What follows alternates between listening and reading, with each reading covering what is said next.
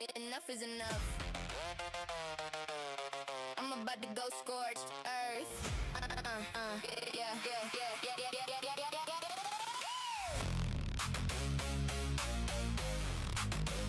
Enough is enough. I'm about to go scorched earth. Yeah.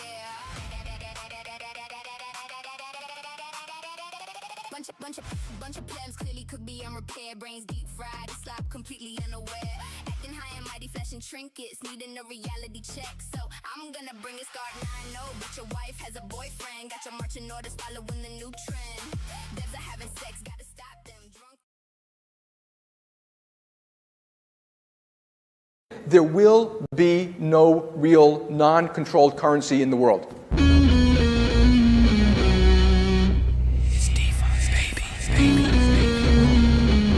We're coming for you, banks. And this is exactly what these Bitcoin Cash people are building. Shout out to the Dragon Riders and the House of the Dragon. Because it's a completely different situation than it was 2 or 3 years ago. Yeah. That's how frogs get boiled. And they added a bunch of new opcodes and they're doing a bunch of things over there. It will be the most hated rally ever because a lot of people from some propaganda hate Bitcoin Cash.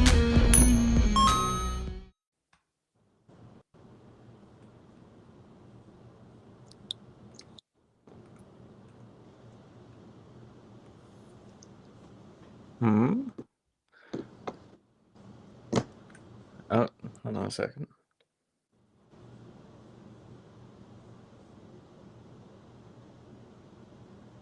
Oh, okay. Joemar, can you hear me? Yeah. Yeah, okay. Jeremy said his computer crashed. He will be 30 seconds. What timing? Just at the right time. Yeah.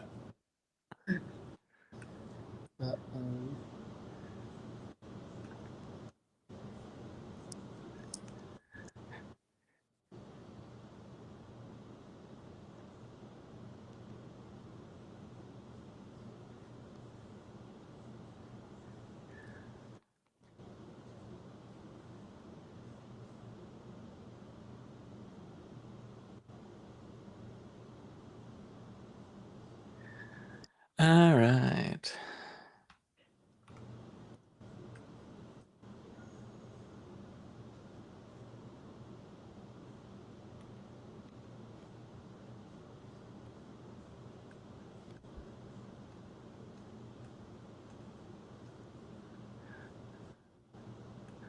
Wait up. I'm gonna go back to the starting scene real quick, I guess. Let the music play a little more.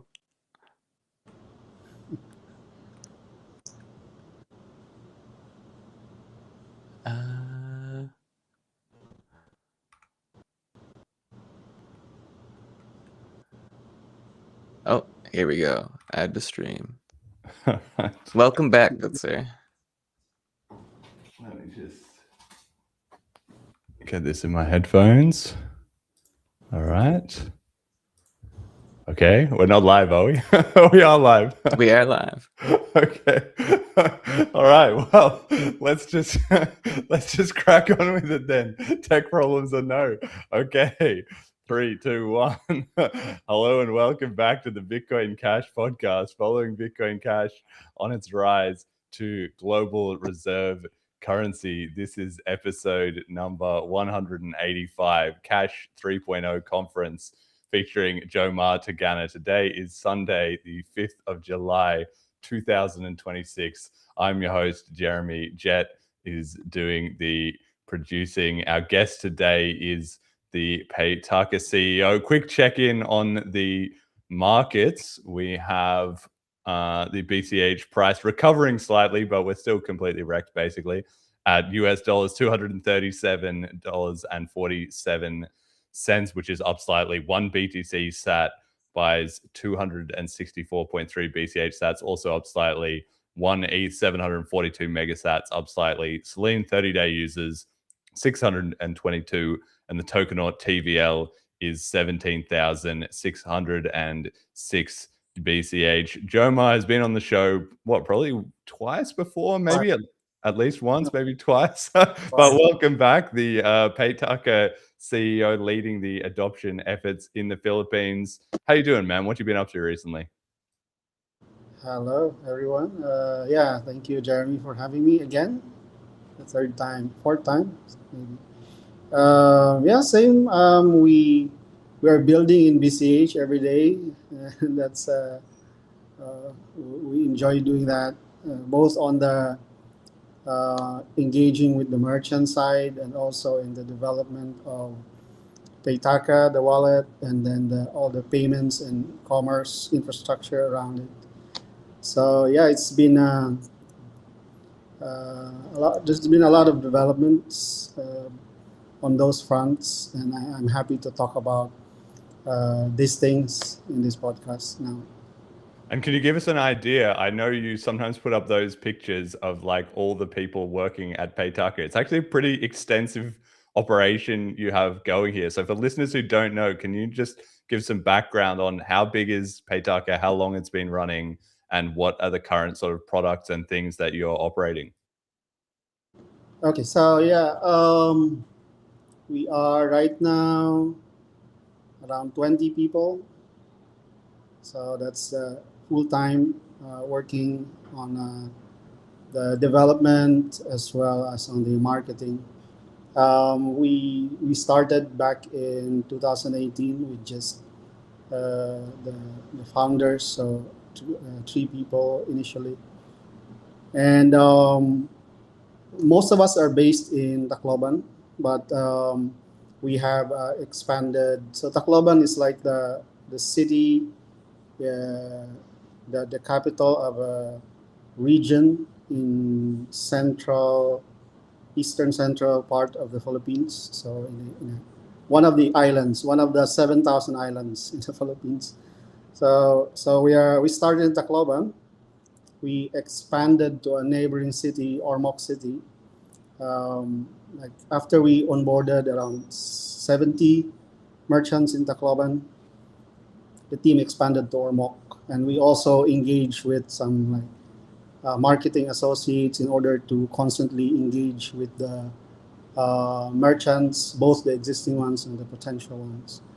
But our oh no, but starting I think was it last year? I think we expanded to Cebu City. So Cebu City is like one of the major cities in the Philippines. It's a lot bigger than Tacloban. That's where we're gonna hold the conference. So we've been active in Cebu for more than a year. So we also have some members of our team there. So we are now in distributed in 3 cities in the Philippines. But All on the the same island? Or because when you say about the islands, like again, I don't think many people really understand this sort of geography. I saw a post on Twitter the other day, which was people talking about the number of like islands in Norway is like, I don't know, 100,000 or something like that. But most of them are just like rocks. Like it's rocks in the sea, right? It's not okay. actually inhabitable spaces where people are living. So if you can just give us a bit of a breakdown, like in those 3 cities you're at, do you have to get a boat to go from one to the other or what? For Tacloban and Ormoc, these cities are both in the same island, Leyte. So Leyte is it's a big island actually. It's I think there are four cities in the island of Leyte. So we are present in Tacloban and Ormoc, and Cebu is another island. So we have to go by boat or by plane. And but Cebu is like a mega city, so there's a lot of cities adjacent to Cebu City. Um, yeah, so that's another island. Does that add any, challenges to expanding there? I mean, obviously it would, right, in terms of logistics, but I don't know the infrastructure of the Philippines at all. Is there like a ferry going every 20 minutes so it's not a big deal? Or is it actually like you need to coordinate teams on separate islands? Or what if you expand to a third island? Isn't this going to get more and more complicated? Yeah, the logistics can be challenging, but from Ormoc to Tacloban is just like 2 hours by car, and then Ormoc to Cebu, there's like I think there are like four or five times ferry rides per day. So, and then there's an airport in Tacloban. If you really like, you want to be in Cebu in less than an hour, you can fly from Tacloban to Cebu. So, like for me, I have to, from time to time, I have to visit the team in Cebu. So I normally just fly from Tacloban. So within an hour, I'll be there. Okay, amazing. And so, of the 20 people you have, what is the distribution among those cities? Like, do you have an HQ in one and sort of smaller setups elsewhere, or it depends on the specific city? Our HQ is in Tacloban, so that's where the developers are housed. So it's really just the marketing team that's moving from one city to another. But the devs, they stay in Tacloban, so we have our main office here. It's some of us work remotely, so we have some remote work arrangement, but we always go to the office like 3 times a week.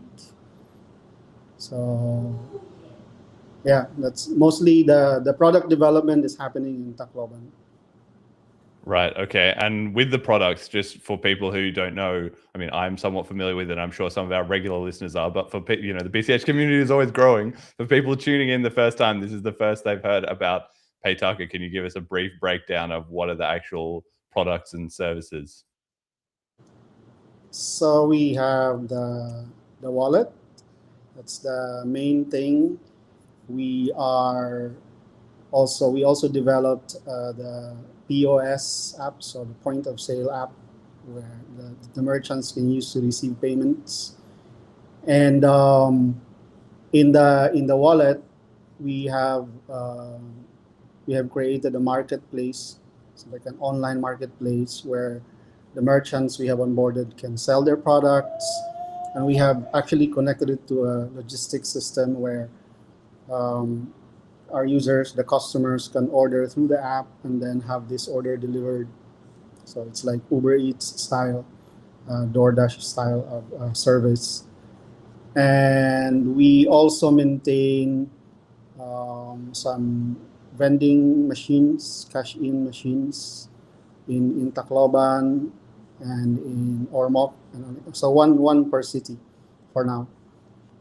We developed these machines initially just for promotional purposes, but it became increasingly one of the ways by which people can buy Bitcoin Cash. And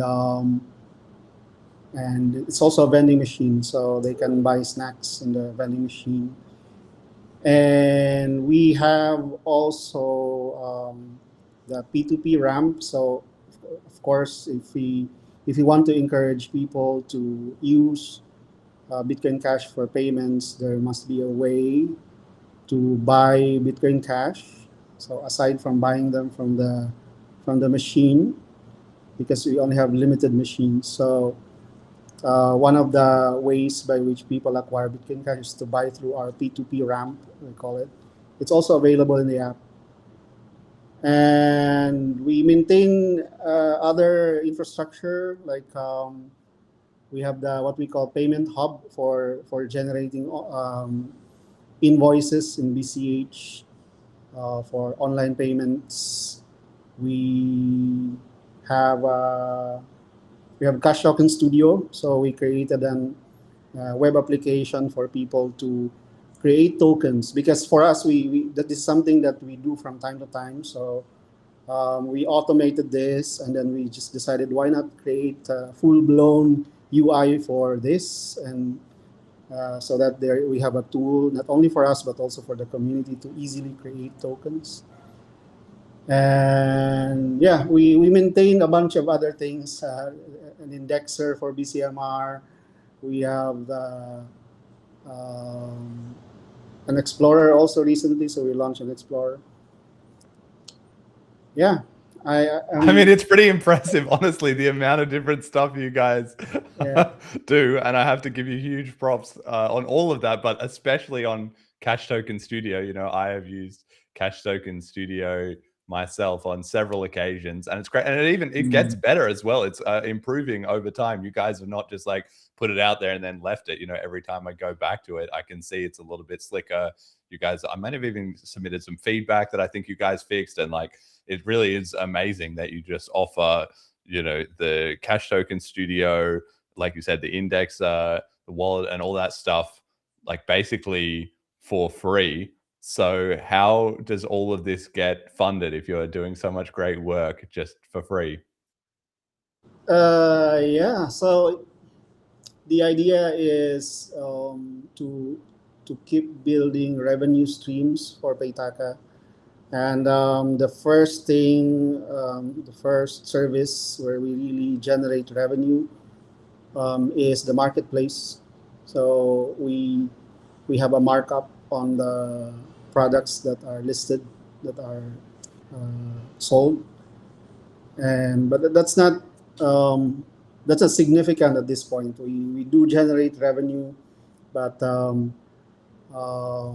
that's just a small percentage for now, because these things require scale in order to have meaningful level of usage.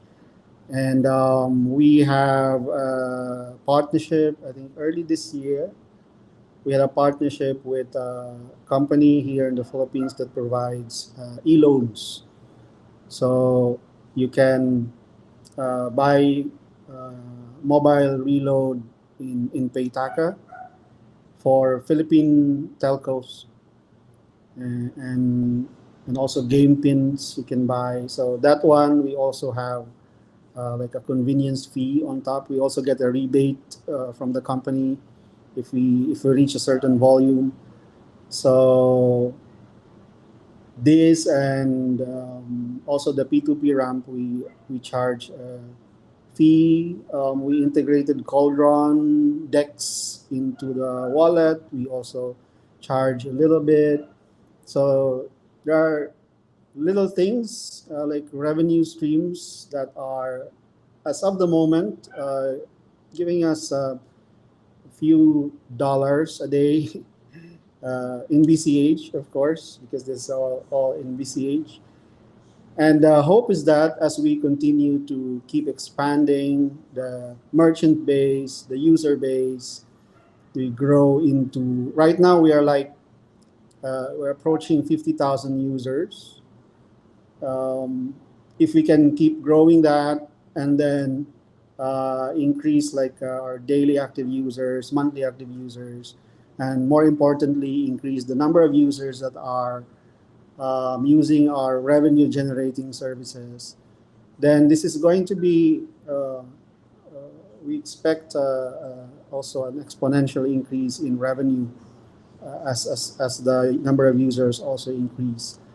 So right now, we are funded by investors. So back in 2023, we raised our seed funding.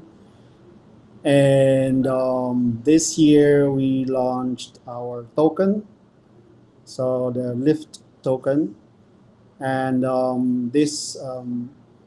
are early supporters that bought the tokens as a way to support Paytaka, and also for the potential upside, when the usage of the Paytaka ecosystem and the token will increase, that also translates to an increase in the price of the token. So both the equity and the token investments are helping us in our operations, in our continued development and expansion. You said 50,000 users. That's actually an insane number. Like, that's a huge amount of users. Is that all-time users? Is that yearly users? Or like, where are you at on a sort of time scale? That's all time. That's all time. And Number wallet. per month or per year? Like, how many users would you estimate? So on let's see, we actually have like a dashboard of Oh, awesome. Because I'm just thinking, like, Celine has 600 monthly users, roughly 600 to 700 monthly users, and our all-time, I don't know, might be 10,000 maybe at the most. But of course, the recurring users that are regularly engaged with the software is much smaller, and that's kind of where we need to grow. So I'm interested in how those numbers compare. You mean the active users? Yeah, like active users. Yeah, how many people would actually use one of these PayTalk? Like, would even just open the wallet, or maybe engage with one of these different services, like you said, using the vending machines, buying food online, making a P2P trade? How many people do you think that would be? In general, the number of active users daily, it ranges from 150 to 200. So the weekly is 700 to 900 active users. So just a little percentage of these are paying users. So yeah, that's 150 to 200 daily active users. But that's a very solid start. Like, anybody listening, like, trying to get 150 daily active users is no mean feat. You know, like, getting 5 daily active users is probably like the hardest journey that any product ever goes through, right? So once you're into the hundreds, it gets easier and easier to hit every consecutive sort of order of magnitude. Like, it's an exponential, right? So that's very impressive on its own right. And of all those products as well, I'm curious about the Invoices Hub, because I know you announced that quite a while ago, and it looked like very, very slick and actually very compelling. How has the uptake been on that one?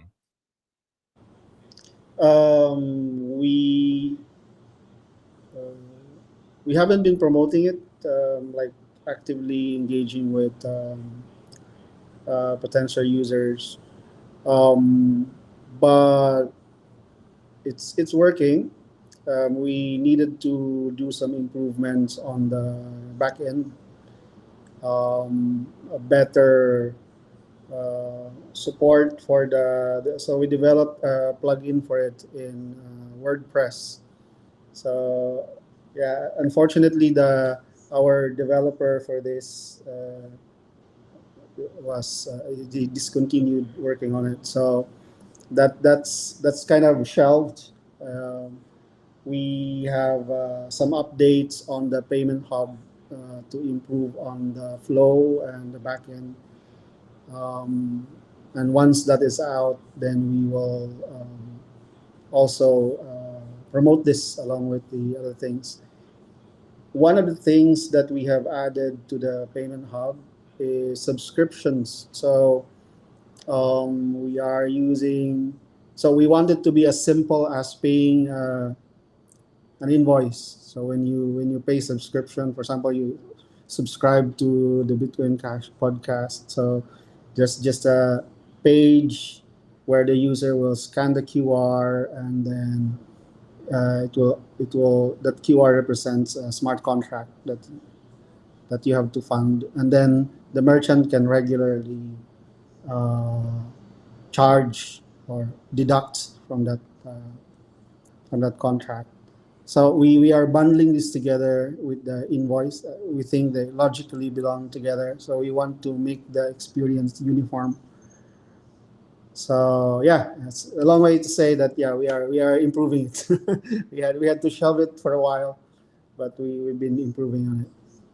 Yeah, I mean, one of the things that I really noticed, you know, in Paytaka and also in my own work in Celine and the BCH podcast, right, is just the massive amount of infrastructure that it takes to run a very simple, quote unquote, like payment system. And obviously, the TradFi system already has had hundreds of years to, you know, figure all this out, and we're like slowly rebuilding it. So it's everything, you know, people often talk about, oh, the node protocol updates, right? It's a big topic of discussion that everyone wants to talk about, but that's like 1% of what is going on, because then you have the node like maintenance, the P2P layer, you have the indexes, right? Then you obviously have the wallets, then you have the tooling, then you have the smart contract stuff, then you have the payments and invoicing, you have the point of sales, like you have all of this stuff. That's even before you get to promoting it, distributing it, anything like that, right? So it's this insanely complicated stack. And the companies that are most active in the scene now, like Paytaka, like Selene, like General Protocols, now like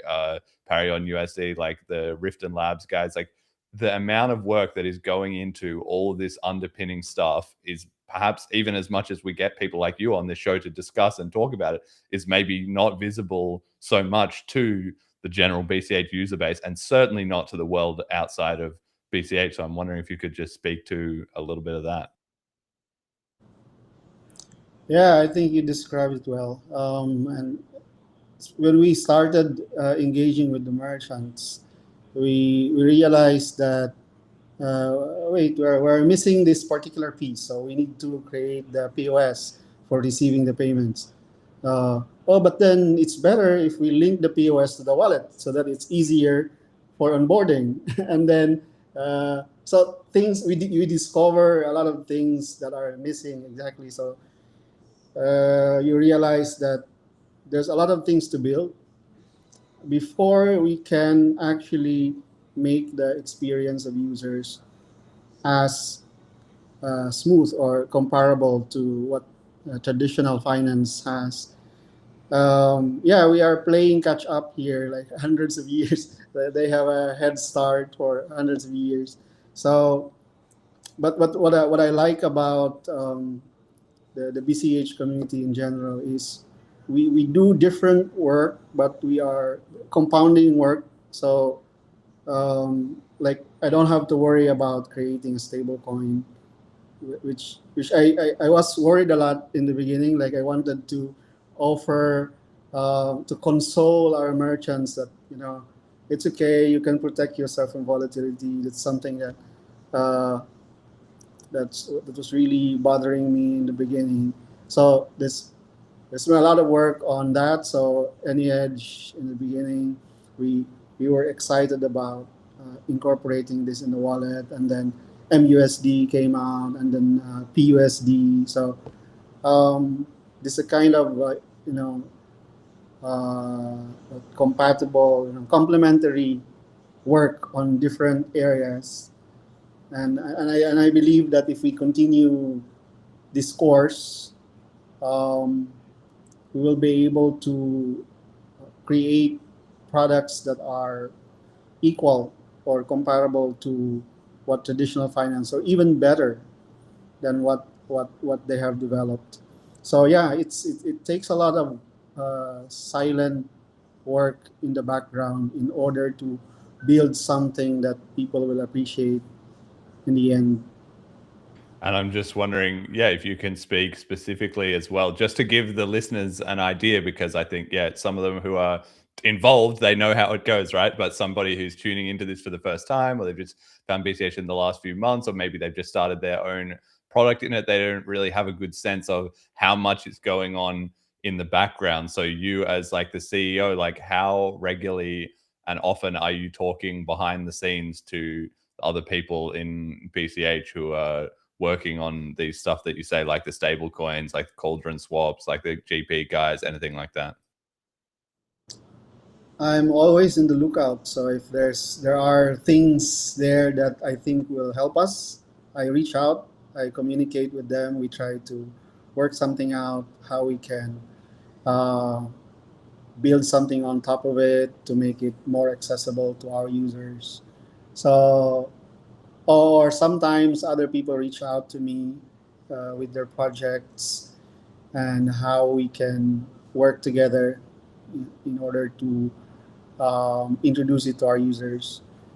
I think it's very important that we have a strong user base, so that all these different products that are developed by different developers will have a test ground. How to say this? Like there has to be a ready market, like a BCH users who will try out certain products, and my wish is that we grow to like huge numbers, that that many builders in the ecosystem can tap into this user base. This is like a funnel, right? So it's I understand that there is like one part of the community would like to invite a lot of developers to build on top of BCH, but we only have so much users. So if we are developing a lot of applications, but we don't have like the volume of users that will engage, try out these applications, then most of them will just leave. So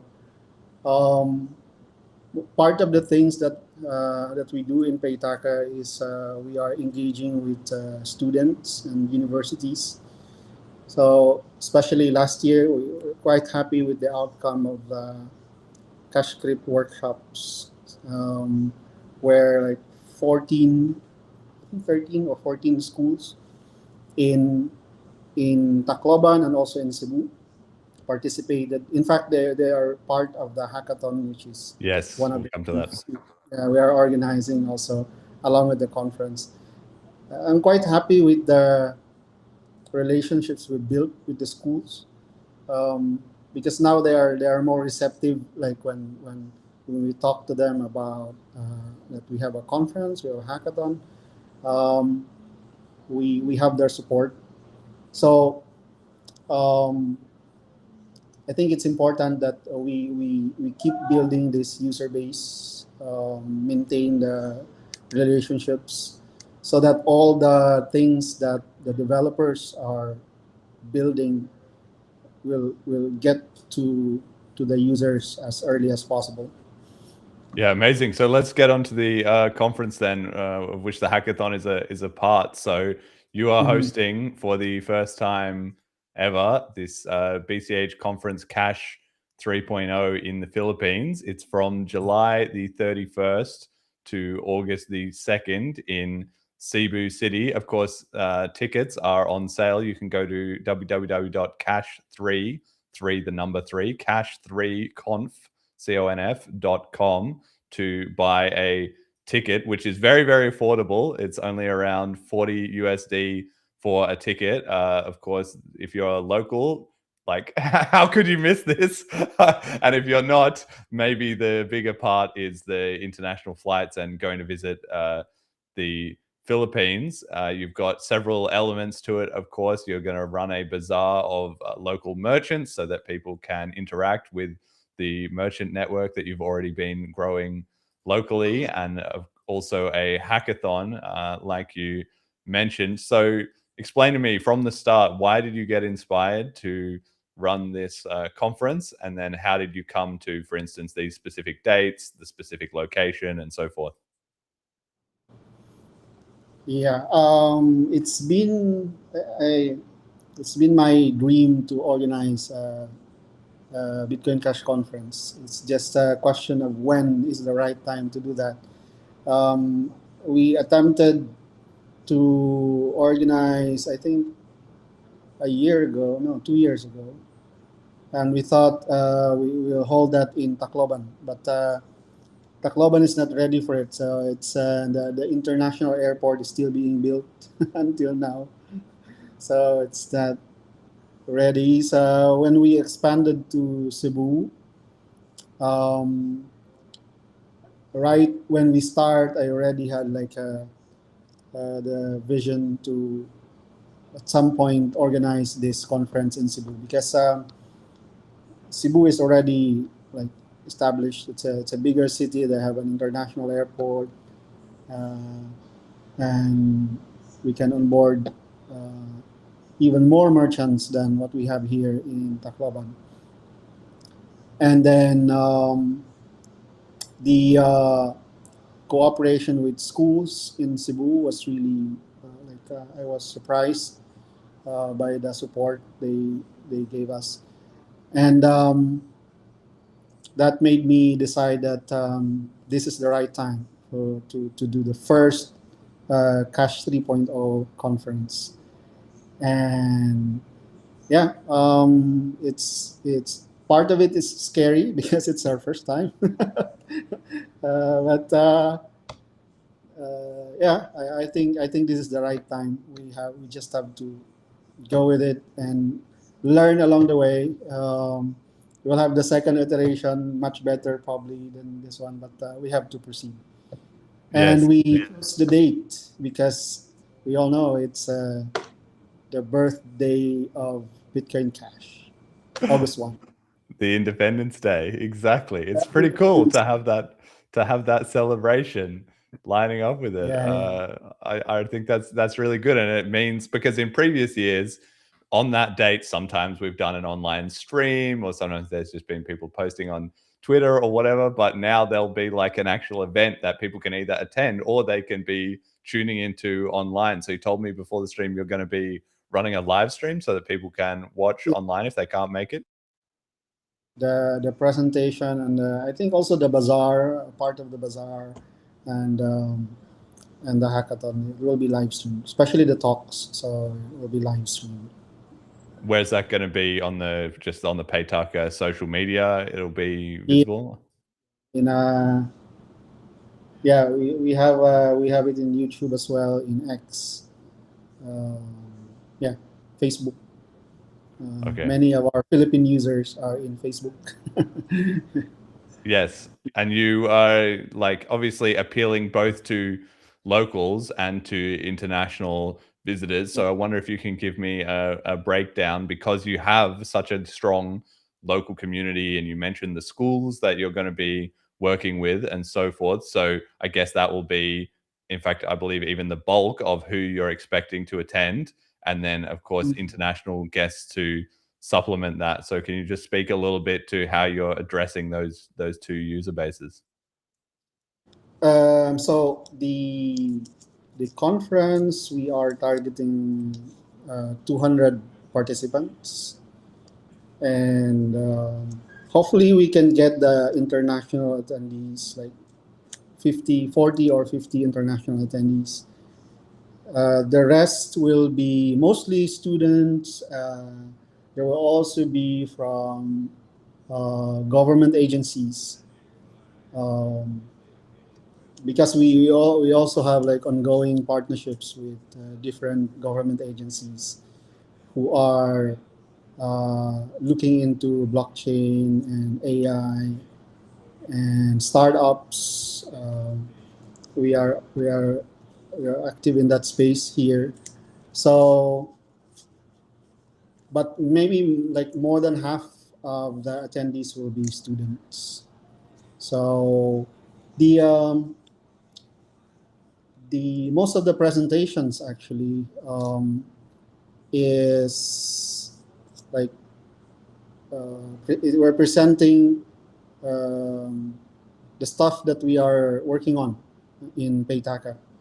That partly explains why the ticket is affordable because we are basically promoting our work, our products to the participants. Of course, there are like general interest topics as well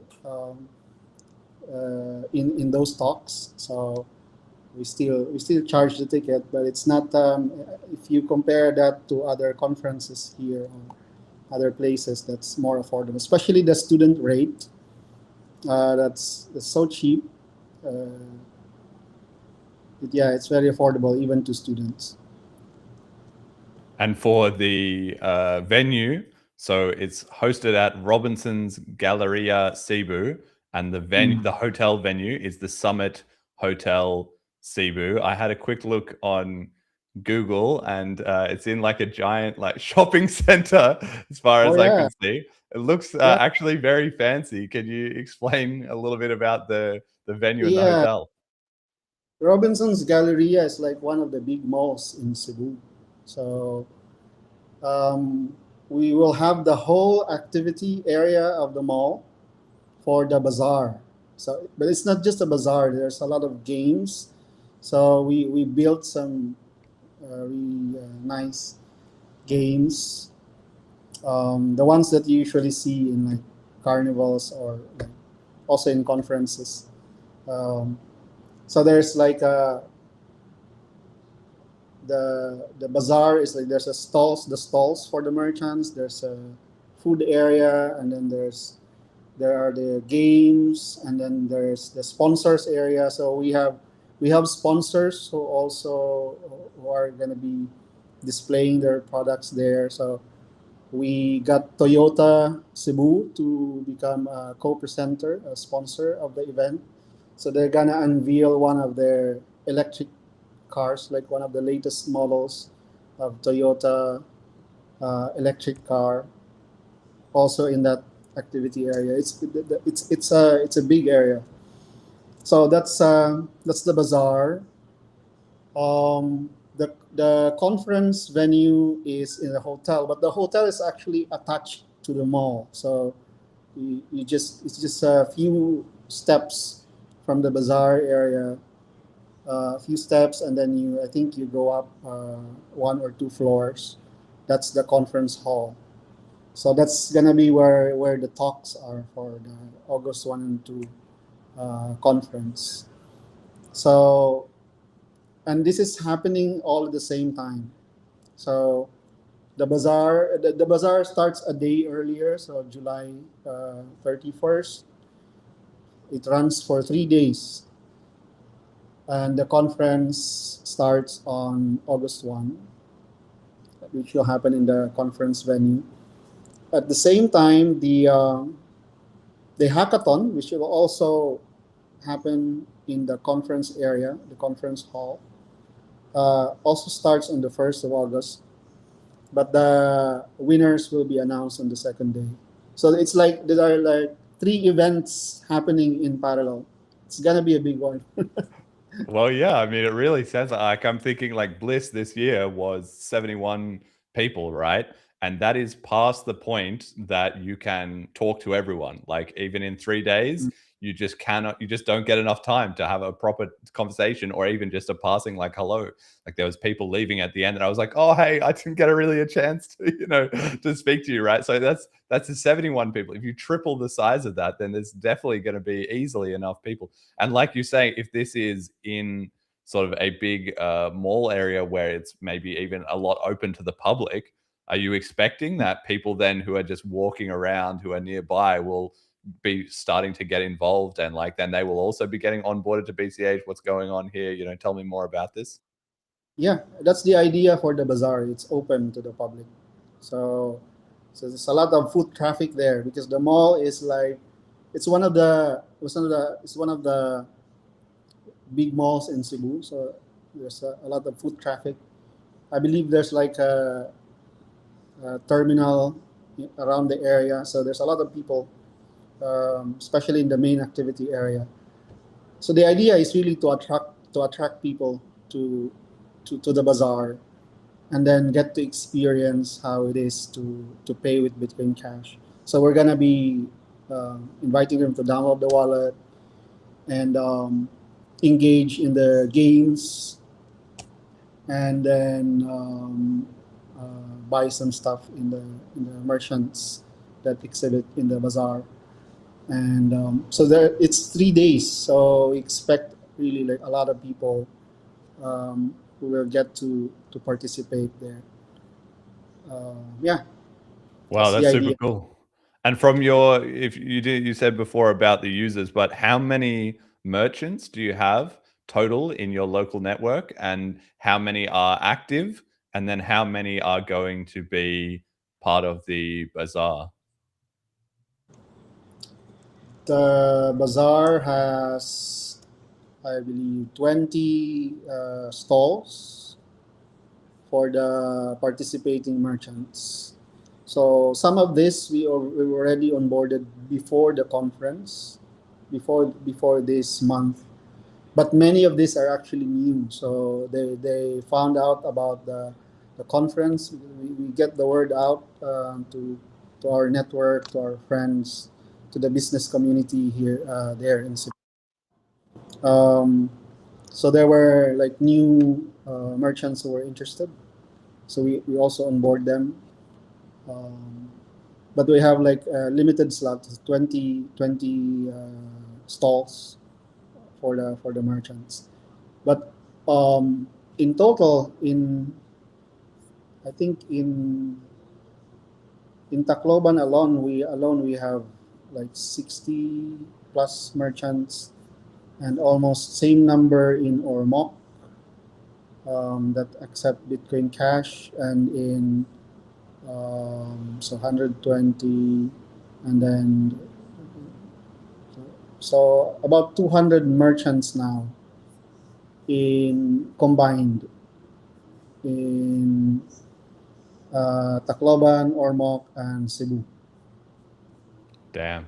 That's honestly, it's so impressive, and I'm fascinated by the way that the BCH community is sort of adapting over time, because everybody wants to do what you're doing basically. And you're like living the dream. Like everybody, I even saw Eleanor Blanc. She was posting on Twitter about she was hosting her conference again, and she was trying to onboard some merchants nearby for the conference, and she was having so much problems doing that because she is just running the conference. You know, she does not have like a whole local community there. She doesn't have like her own wallet software or POS or like any of this stuff, and she was having a super hard time with it. And I was trying to give her some advice, like, well, in general, like a lot of the places in the world are not suitable to be the ground floor for this kind of adoption. And so the BCH community has adapted to that, where we have the Philippines, we have Argentina, we have, you know, Townsville, like there are even Nigeria, maybe there's places where it does seem to be working,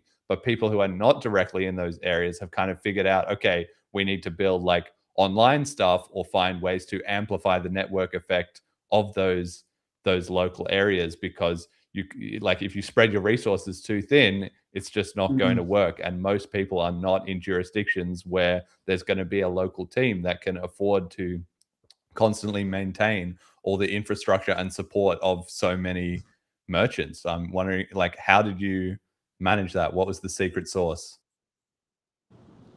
Definitely, it's merchant onboarding is not like a 1 day or 1 week thing. It needs sustained effort, and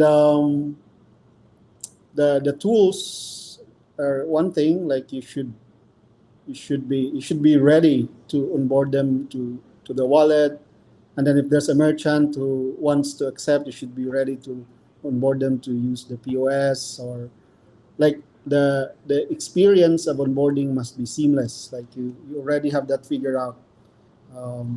Of course, when we started, it wasn't like that. So we had to figure this out along the way. Like, oh, we're missing this, we have to build that. Or we're missing that, we have to build that. So, and we have to constantly go back to the merchants and say, oh, this thing is already easy to do now. And then, in fact, right now we have perfected that whole thing, the onboarding.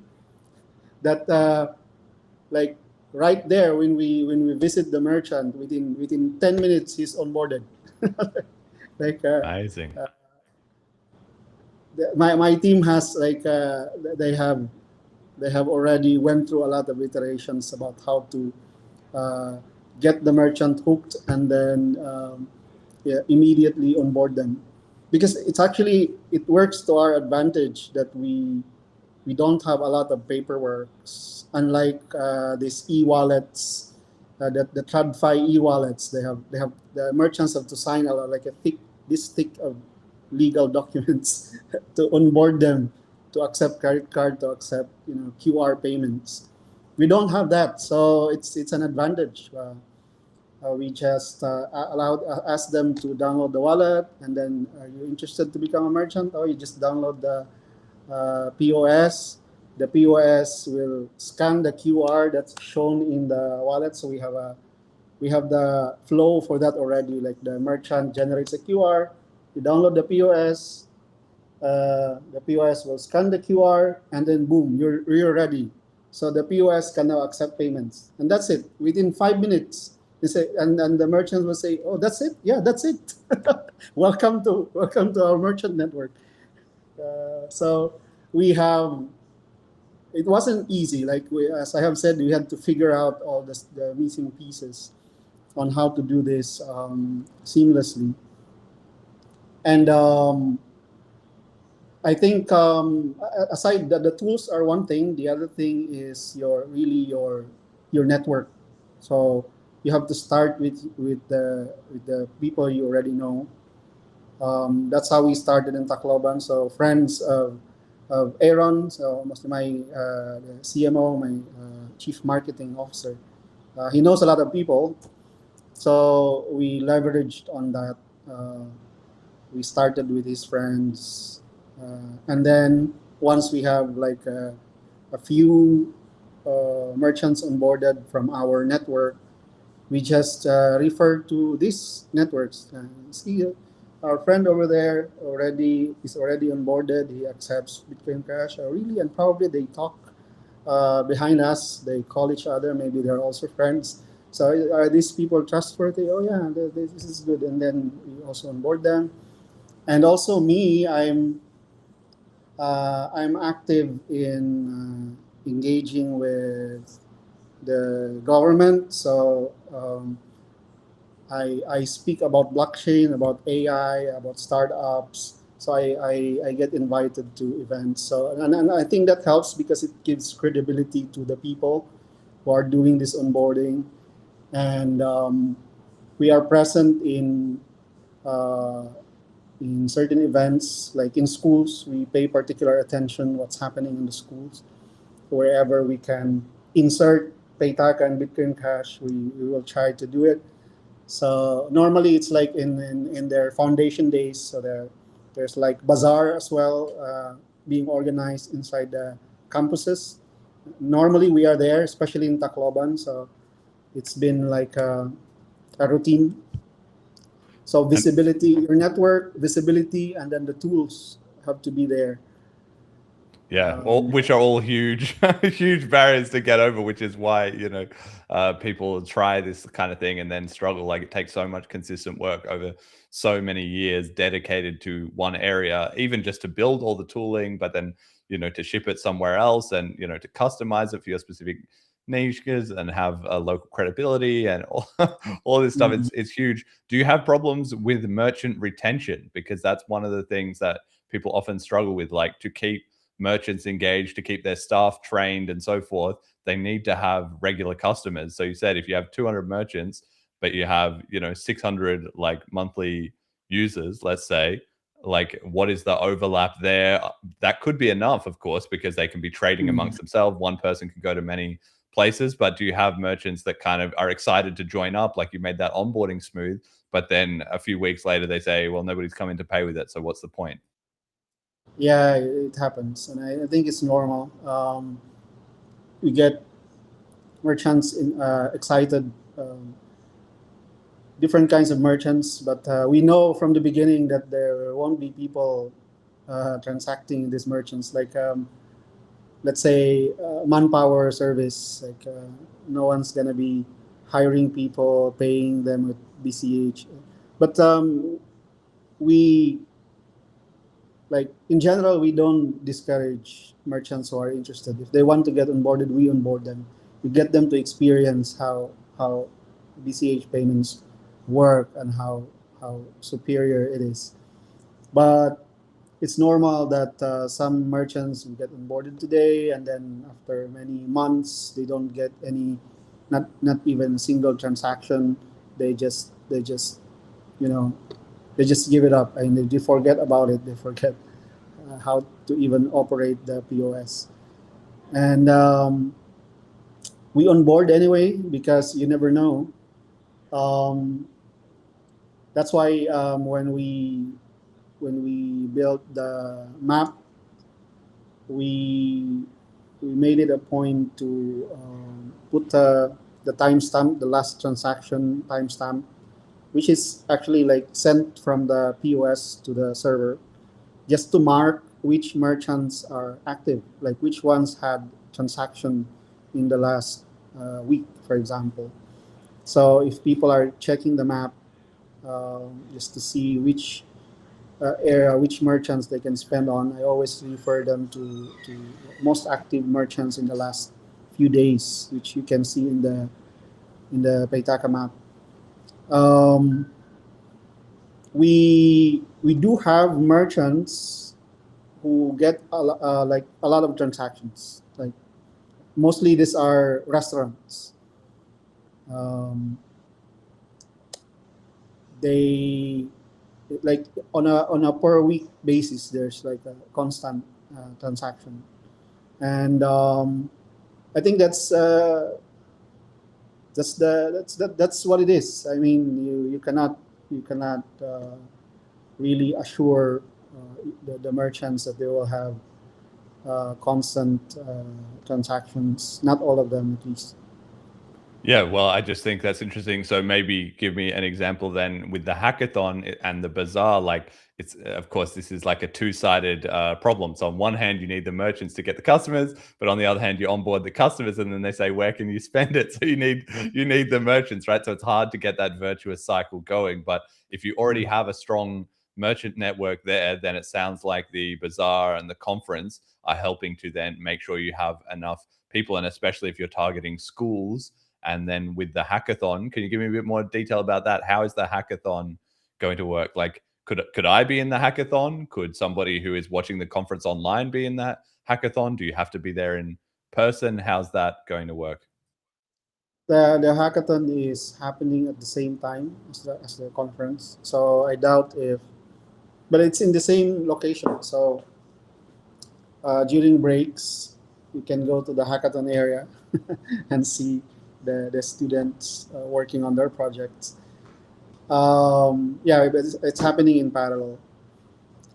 And these participants, 13 or 14 schools, they some of them are from Tacloban, from Ormoc, so we will actually we will transport them to Cebu. I believe we are also housing them so that they can participate in the hackathon. So this is a closed hackathon, obviously. So we are not inviting other participants outside of those who participated in the cash grip workshops from last year. So those who participated in the cash grip workshops are the ones who are participating in the hackathon. So the best students from each school that participated in the workshops. And because the workshop was like last year, October, we are gonna give a refresher course a week before the hackathon. So, but it's an online refresher course, also updated with the recent upgrades, The latest, yeah, latest ones that are already in cash crypt. And in fact, I think the workshop last year we didn't cover much the tokens. So in the refresher course, we will spend more time on the tokens because it's really where the advanced contracts. It's where you can build the more advanced contracts if you know how to use tokens in the contracts. Brilliant. Well, that will be that half, all the next generation coming in, building on BCH is exactly what we need. So I am planning to attend the conference, but I still haven't organized all my logistics yet. I've never been to the Philippines.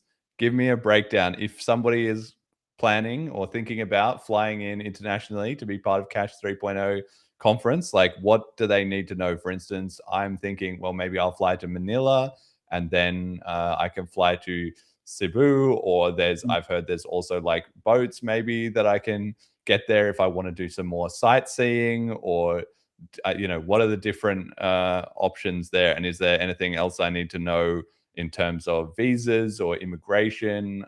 Do I need to do COVID testing, which I found some information about online? I know that's a lot of different things, but for international guests, what considerations do they need? Yeah, I think I should put a page about the visa somewhere in the site. But from what I checked, the Philippines is pretty much open to foreigners. So you don't normally need visa before you come, and if a few nationalities who need visa, I think most of them can be obtained on arrival. But I've checked. There's just very few countries who cannot come to the Philippines without visa. So most can stay for like 15 to 30 days without visa. And there used to be restrictions about the like because of the COVID. So there was a requirement before about vaccination, but it's not being enforced anymore. So yeah, there's no requirement for like, vaccination. And I suggest if you're coming for the conference that you fly directly to Cebu if that's an option, or you fly to Manila and then to Cebu. I don't encourage to like take the boat from Manila to Cebu. It's I cannot guarantee that it's a comfortable ride for you. So you better fly all the way, either directly to Cebu or via Manila. Okay, and do you know, like for Cebu, again, I'm not an expert. I've just had a brief look at it when I was thinking about my own plans. But Cebu, like what are the main routes? Like where would people generally be able to fly in internationally from there if people are look to getting connecting flights? Where is good hotspots for them to check the flight route? Cebu is quite well connected, so can fly from Singapore, from Hong Kong. There might be this one. I'm not sure. There might be direct flights. Yeah, I haven't really checked, but pretty sure there's like a lot of connections for Cebu, Singapore, and Cebu, Hong Kong. All right, so through an Asian hub, basically, is you Yeah. would need to do. You couldn't fly directly there from, for instance, Europe, from America. Or what about from Australia? Are there even direct flights? There is might be from Cebu Pacific, like the Yeah, maybe like Brisbane or something. airline, Cebu-based airline. I think they have in Australia. I'm not sure which city. There's one to Australia. Yeah, okay. It's just this is just the kind of thing that sometimes the local knowledge will be like, oh yeah, definitely. Like this is the exact flight or the exact airline or the exact route that a lot of people use or whatever. It sounds like okay, fly to Cebu where you can and go from a major Asian hub is the best plan of attack. Okay, brilliant. That's something I'll need to look into further. And do you have any recommendations then if people are coming, like for a lot of people, it will be a long way to get to the Philippines. Maybe they want to come to the conference, but they also want to do some sightseeing in the Philippines or nearby. What would you recommend in that regard?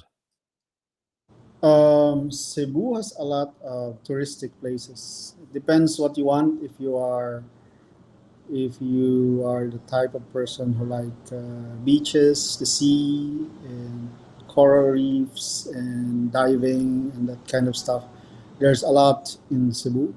A lot of choices.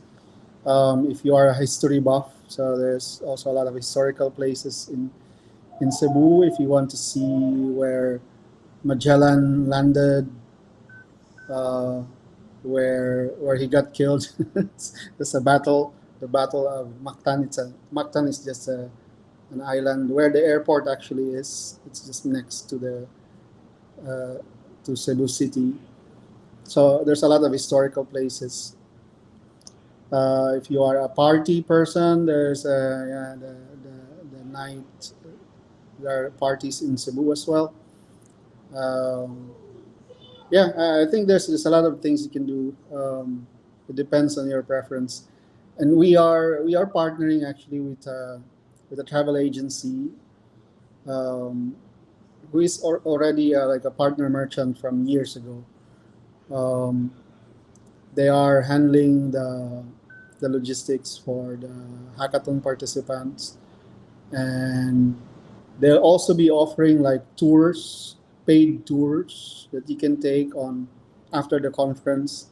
So they'll probably be around somewhere in the venue, like offering you some paid tours. Do you have any tour guides that are onboarded to BCH that would be looking to pick up some That one, extra customers? the travel agency. So they have the whole travel experience, and they accept payments in Bitcoin Cash. So do you want to drop their name? Maybe people can look into them if they're Oh, planning. beforehand, yeah. Sure. It's Lorraine Travel and Tours. Lorraine Travel They and have Tours. offices in Ormoc and in Cebu. All right. Brilliant. And maybe we can tweet that out afterwards as well for people, because I definitely need to look into that too. That sounds good. If it's somebody you recommend and have a deal with, that's how a lot of business gets done, right? Yeah. All right. Is there anything else you wanted to cover on the conference?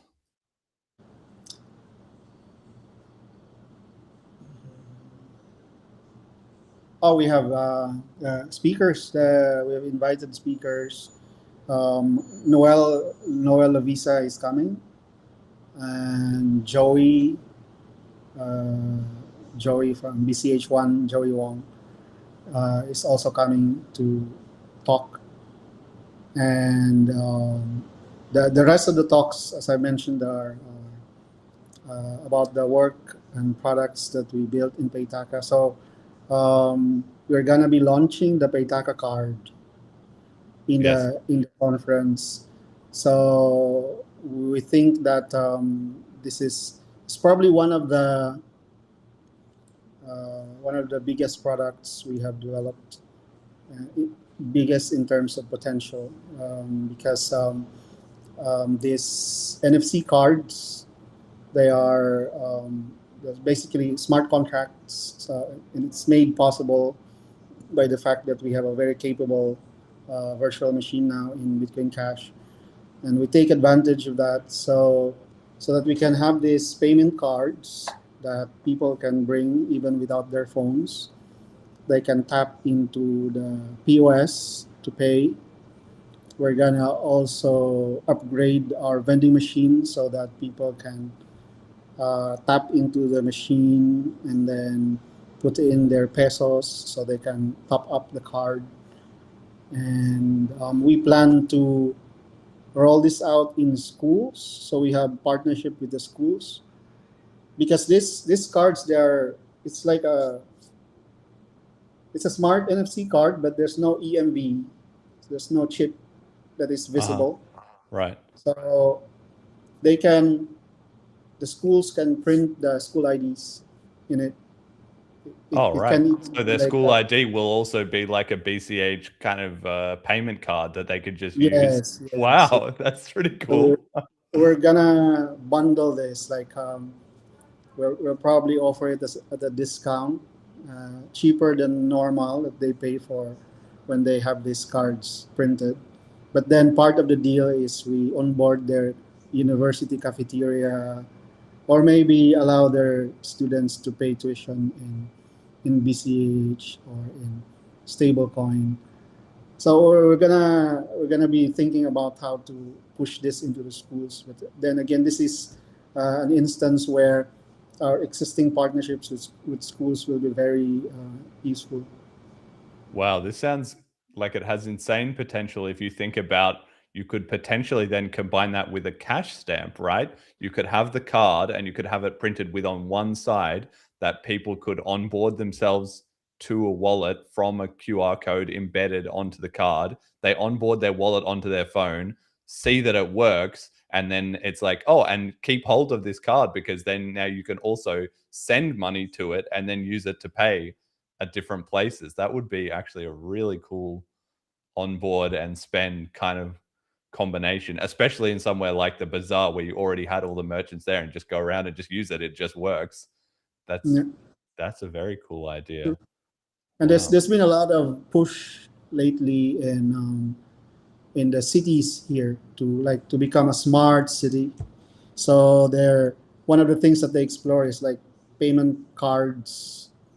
So that's why we got some like local governments here who are interested to look into this, like how how can we incorporate this into the transport system, like payment cards for the train, for the buses, for the.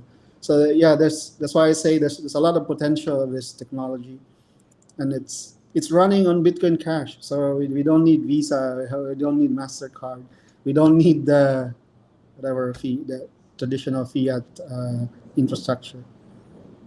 So That's insane. yeah, we're It's gonna very launch it. common. Lots of places around the world have those kind of reloadable cards for tap to pay on the bus network, on the underground network, on the trains, or whatever. So if that can also be combined, and now it's kind of fusing with people's payment cards. Oftentimes it's just the same one now, and then that then goes into people's phones. So it's kind of all converging on one device. But like you said, if we're catching up to the fiat system, that we can just provide a drop-in alternative to that, then then that adoption potential is huge, because if it's like, what can I do with this? It's like, well, you use the subway, don't you? Like, it just works. Then suddenly people will be like, oh wow, okay, this is real money. Like, they will instantly see it as legitimate and broadly used. That's pretty impressive. Yeah, I can see that someday people will be using this a lot, that they're not even aware it's working on Bitcoin. Yeah. Like, what is Bitcoin Cash? Well, it's the one that powers that card. exactly. Exactly. Now you've also, as well as the card, you've got some updates coming in your wallet that we should discuss a little bit. It just dropped, I think, even just before the show. Really, there was it was rolling out. So tell me about this latest update. So we just pushed our version 0.25 Paytaka app. There are two big things we released in this. There's the chat and rewards. So the chat is end-to-end encrypted chat powered by Nostr. So there's been a lot of builders who are building on Nostr in Bitcoin Cash. So this is one addition to this. Actually, before when we developed the marketplace and the P2P ramp, we also developed a chat for the arbitration. So when there's like a dispute, there is a chat interface that opens up in the marketplace. But this one we implemented on our own. So we just rolled out our own end-to-end encrypted chat for that. But in order to build like a full-blown chat system, there's a lot of things we need to build, and we're happy to find Nostr is already there. Like, they have figured out a lot of the bottlenecks and the improvements that they can do over other protocols. So we just happily adapted Nostr, specifically the NIP17 messaging protocol. And that's the one that we use to implement this full-blown chat application in Paytaka. So I'd invite you to try it out and give us feedback. The direction we plan to do with this is we're still exploring this space, but we'll probably enable like AI chatbots as well in the wallet, so you can create your own chatbot, private chatbot, because you are chatting with it through Nostr, so we don't have access to the transcripts. So that's one way we can make use of this chat feature. Of course, we're gonna replace also our old chat system that is already in use now in the marketplace. And then the support, because we've experienced like really bad things in Telegram, using Telegram for support. It's very easy to be used by scammers. Like I've had a lot of users contact me that there's like a fake Joemar out there every time we push something, like every time somebody asks about the app, like asks for support, a fake Joemar will pop up in Telegram to talk to them about it and then ask for the seed phrase, and it's really bad experience. So one direction we are planning to pursue with this chat feature is that we're gonna build the chat support into Paytaka itself. So you're gonna in a follow-up release, you're gonna find like a support chatbot also in the app, so you can contact us directly without the risk of chatting with a fake Jomar or a fake Paytaka support team. Yeah, I think Yeah, that's really important. That's critically important. And I'm glad to see that, we had the BChat beta from Celine using Nosta. That's still on our roadmap. There's a million things on the roadmap, but at some point we will do a full, like, professional production release of that. And I'm sure we can, if it's all Nosta, I'm sure we can integrate it with what you're working on as well. And I know there's also BCH Nosta as well. Somebody has created that, and that seems to be fairly popular as well too. So it's really great to see the BCH community leveling up on these communication tools, because it's going to be so important. Like, how many times has the BCH community been attacked with scammers and disinformation attacks and censorship and all that stuff? So if we can just already have all this stuff built into all of our wallets, it's going to help explode the network effect and also just the ability to communicate within the community, because we've seen it so many times as an attack vector. And I'm sure as BCH gets bigger and the the need to come and disrupt us gets higher, that will be another thing that will get targeted yet again. So the better we can be in position there, it's just so critical. I think, there's no really way around that. All right, one thing I definitely wanted to ask you about as well, while we had the chance, was 1 minute blocks. That's been kind of a big topic in the community, of course, for the upgrade. We're now into July. We're into the second half of the year. Like, November, of course, will come around quickly. And I remember that when I asked you on the show last time about it, you were kind of, so on it. You were sort of like, well, I think it's fine how it is. Zero conf works.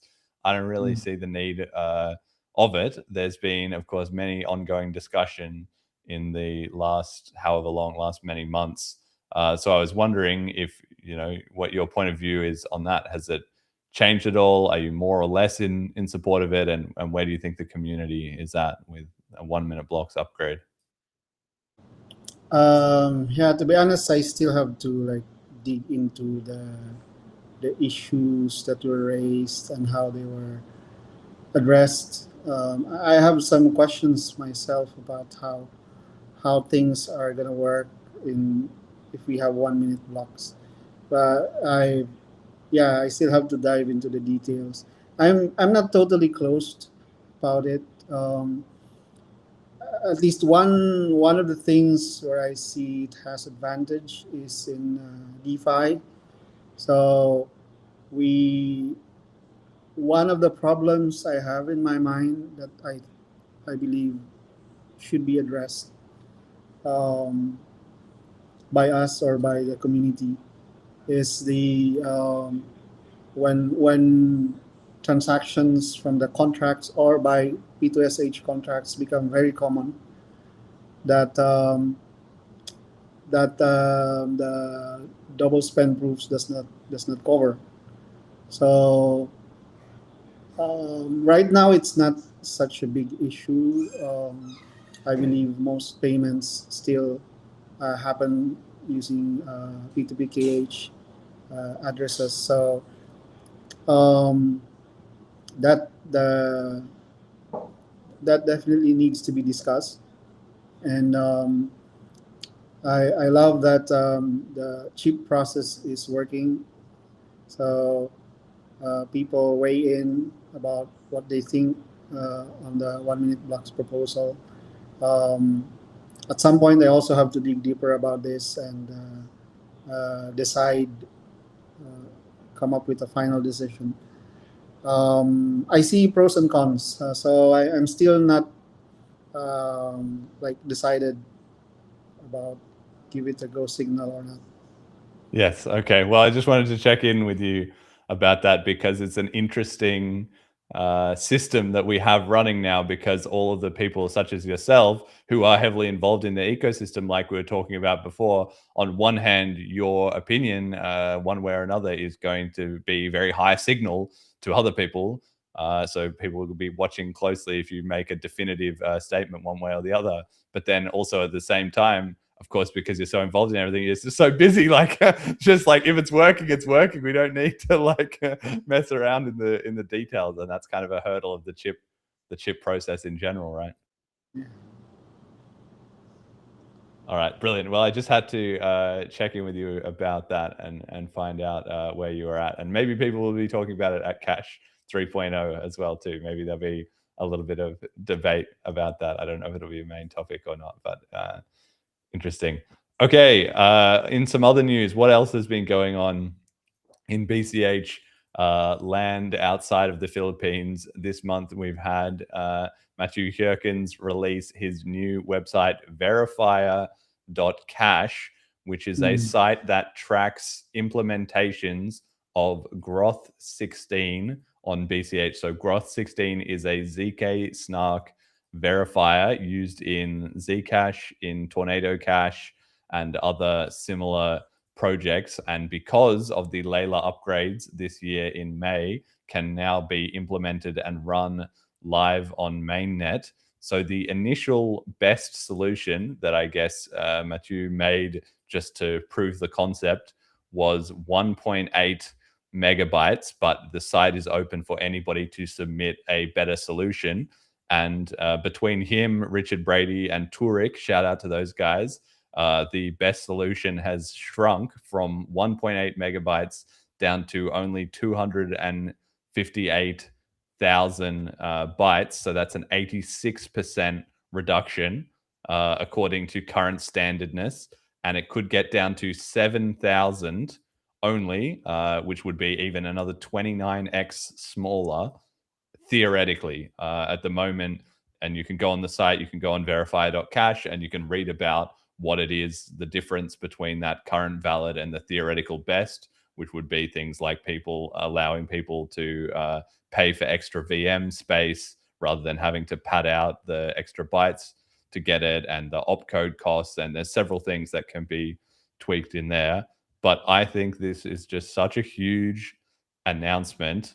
And it's been really cool to see that competitive methodology of if you post a solution, then people can iterate on it. And it's just rapidly got much better, of course, once something is public and people are able to compete on it, even just for bragging rights. Like there's no prize or anything, but still, it's just driving innovation. I think we're going to see a lot more of this kind of stuff, particularly because we talk a lot in BCH. Okay, we've upgraded the VM, we had the cache tokens, we had Velma, we had Layla. Like everyone's been very excited about that, but that's been mostly theory. And now it's starting to go from theory into practice, the kind of practice that will get us attention in the industry and will have people excited to join up to BCH or to try out our new tools or to look into what we're doing and no longer be able to sort of dismiss or ignore us.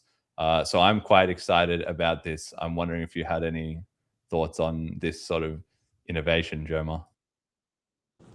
I'm very excited about this because we thought about solutions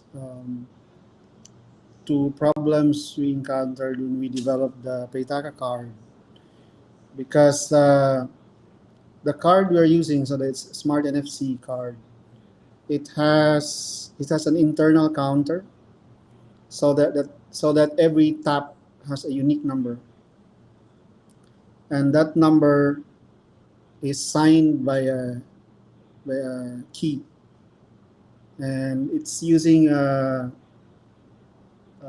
elliptic curve as well, but a different curve that we are using from Bitcoin Cash, and it's not something that can be verified in the contract. Not yet, at least. So our current design of the card, we resorted to like a server-based verification of the signature of this counter. and then we sign. So there are two signers to deduct fund from the contract. The merchant will sign, and also the server after verifying this. But if we have this now, so zero knowledge proofs can be verified already in script. This opens up a lot of, like, it's a whole new world for Bitcoin Cash if this happens. And we see it happen already. It's just a matter now of reducing, the footprint. We are in the lookout of this technology, and we'd like to try it out. If ever it's gonna close the gap we have right now for the Paytaker card. We still manage to make it non-custodial, like the server, us cannot deduct funds from the contract, but it would be more elegant if we can just perform that computation in the server to verify the signature, and then prove it, generate a zero knowledge proof, and then feed it into the contract for a verifier like this. That would be amazing. That's gonna be solid. And this is just one of the things we can build. So there's a lot of things like similar ones like Tornado, like privacy solutions similar to Zcash, or even at par with what Monero has, like complete anonymity of the, complete privacy, not only on the amount and also the address, the sender address. I think will be possible if this is achieved already. So yeah, we're very much excited about this. I'll check out the site and give it to my guys here at Exactly. and participate in this contest. Well, that's right. Exactly. They can get in the mix there. And I'm so excited because you're talking about onboarding all those students, and that's perfect. Like, that's exactly who you want. Like, young kids who are sitting around, they've got plenty of free brain cycles to play around with this, combined with AI as well now. Then that is where we're going to be looking really good for. It's just network effect. The more people involved, the higher the chances that somebody produces this or produces that. And then we just become the forefront of UTXO innovation across all chains, right? Because this is, like, we've been saying it on the show for many years, and I'm sure like a lot of people who are heavily involved in BCH know, like, this is what we've been trying to get to this point. But I think the rest of the industry still doesn't really kind of get it, that over the next year or 2 years, like, the BCH innovation is just going to start skyrocketing ahead of anything that is on any other UTXO chain. Obviously BTC, because they're way in the past, but even Litecoin or Dash or XCC or any of these other like UTXO coins, a lot of the BCH effort and time and research and tooling and has been going into all this stuff with no visible payoff necessarily. Like, if you're behind the cutting edge of the industry, it's kind of not really that relevant whether you're a little bit behind or a lot behind. Like, outside of your community, nobody cares. But once you become the cutting edge, then that's the place you've got to be. Otherwise, you're falling behind, Right. So anyway, go on. Yeah, I think it's Bitcoin Cash is the best place for these technologies. What I mean by that is that Bitcoin Cash is not just not just becoming an advanced virtual machine for smart contracts. It's also sound money, and so it's sound money plus this level of programmability, and it becomes a unique combination. So of course, people like from Ethereum will say, "Oh, all this have been done in Ethereum, or all this have been done in Solana," but they're not sound money. So they're using this cool tech for mostly zero-sum games, speculative like applications. In Bitcoin Cash, they're gonna, or at least this is aspirational at this point, but we know we are headed in that direction. This is gonna impact on people's experience on commerce and payments. It's not just about creating like zero-sum games where people win at the expense of others who lose. So, well, this technology is already there, but it's better if we can have it in Bitcoin Cash and tie it up with the money use case. And yeah, it just makes the value even more. You're so right. Okay, like you can say, yeah, it's been done in Ethereum, or yeah, it's been done in Solana, but they don't have our scalability of the UTXO model. And even just Yeah, the fact that we have, like, they have much larger ecosystems, which have been for much longer time and with much more money has been spent on that. But if we have caught up to that, and we're matching that ecosystem, all custom built, not just copy paste, like most of their other competitors, we've actually built it all ourselves, which is a testament to the BCH industry and the devs and the intelligence, honestly, of the community to think that we need to fund and research and put time and effort into this stuff. Like, people have no idea. We've spent all this time catching up to them. Once we start getting ahead, then I think they're gonna have to watch out a little bit. Okay, on that, we've got one quick little drama section. I really want to do this section. Do have to do this sometimes. BCH is, of course, continuing to make waves and get on the minds of our BTC cousins. This week, Hunter Beast ran a 7-hour Twitter space as the BTC community argue and debate over what is going on with their filters, whether there's going to be a chain split, whether there's too much spam and so forth.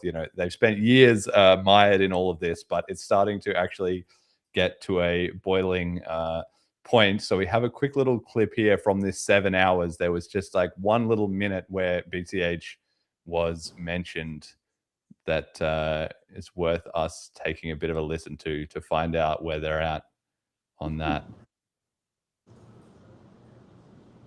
Give me just a minute. I'm trying to get the thing to load here. All right. Well, the key point, which you'll hear in the clip, is that they are trying to pretend that BCH is too centralized or small to be competitive with them, despite the fact that we are shipping yearly upgrades, right? There's been so many years of ignoring the BCH community and all that stuff. But by now, this technology, which is starting to come out, like verifier.cash, it's just become inarguable that we are so far in the future of anything they have developed. So the conversation has now moved from, oh, those guys are not doing anything important. That's not a viable argument anymore. It's now moved to, oh, how can we dismiss or pretend that this is not happening? All right, I think we're gonna have like an infinite thing for a second, and then it'll work. Just bear with me, everyone, while I, learn this new software out. Okay. Yeah. Are you kidding me? All right, one moment. Let me sort that out. We'll load it up in a second. I don't know. In any case, Joemar, have you been watching what's been going on in BTC land? Do you have a point of view on these BIP 110 and the filters? Are they going to split off? Are they going to ship this soft fork? What's happening there? I just see a mess out there. As I just browse in X, and observe how messy things are going on their side, and I don't want to interrupt them while they're making. We just keep building, and it's interesting that you also have pointed out many times to them, like this filter people, how do we call them, the BIP 110 people. Yeah, like they're making the same arguments about core being hijacked, the same things that the Bitcoin Cash camp has been saying for a long time. And yeah, it's like a replay of what happened before, and also the censorship, right? It's also happening. So it's a replay, and yeah, unfortunately, it's like this time it's about splitting core, uh, splitting the BTC community. And I remember there was like a comment of Vitalik before about something about like why BCH will fail. It's like because we are a rebel group, and rebel groups tend to. I'm paraphrasing, but the idea was like rebel groups tend to splinter, uh, like go into infinite Yeah, they can't stay splits. cohesive. Yeah. Yeah, keep splitting till they become irrelevant. But that's not what's happening here. It's like the other side is splintering into smaller groups, and it's probably not the first time. So this is one, and then after a few years, there will be like one small issue, and then they blow it out of proportion. So like straight from CIA playbook, like make insignificant things look significant, and then create some divisions. Um, well, I'm happy to see that Bitcoin Cash is already beyond that stage. And yeah, like I'm just looking from the window and say like how yeah, what a mess. All right, we got this clip here from Hunter Beast Space. Do let me know if you guys can hear it. I'm not entirely sure.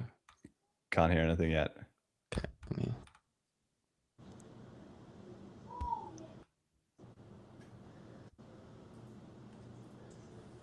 Do you guys hear anything? It's really quiet. No, can't hear anything. It's probably on another window. Hmm? It's probably another way. It's in another window because we only. Oh, can you guys not see? No, we can't see it. Oh, if I full screen, you guys. Oh, that's so weird. Okay, let me try this. It's in full You guys hear screen. this? No, still can't hear it.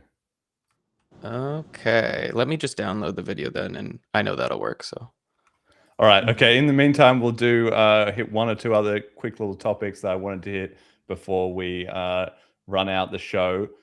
So in in the news this week, three main points. One is the CBDC is starting to maybe emerge in the terms of this new project called OpenUSD, which has been announced and has a huge array of different people involved in it, including Visa, Stripe, MasterCard, American Express, Discover, blah, blah, blah, blah, blah, BlackRock, BNY, Combank Australia, National Australia Bank, US Bank, BBVA, like on and on and on and on, like this Abu Dhabi banks, like on and on, Google, Samsung, IBM, Shopify, Mercado Libre, da-da-da-da-da, Coinbase, Tempo, Solana, Crypto.com, MoonPay, eToro, blah, blah, blah, blah, blah, like this just huge list of people cooperating on this new so-called OpenUSD, which seems like it might just be finally the institutional players have all got together to run their stable coin. You know, Tether is obviously out there, but that's a bit of a rogue agent and clearly unverified. And then USDC hasn't been that competitive with it. So for whatever reason, seems like maybe OpenUSD is going to be the way they go about it. I don't know if you have any thoughts on this, Joemar. Are we finally seeing the clampdown? We've run out of, head start. Well, we finally see them all in one list. These are those institutions, and we're not there for a good reason. I'm not even sure if this is real, because I've seen in other places where some of those names were surprised that they got there. So I don't know. Is this from a legit source?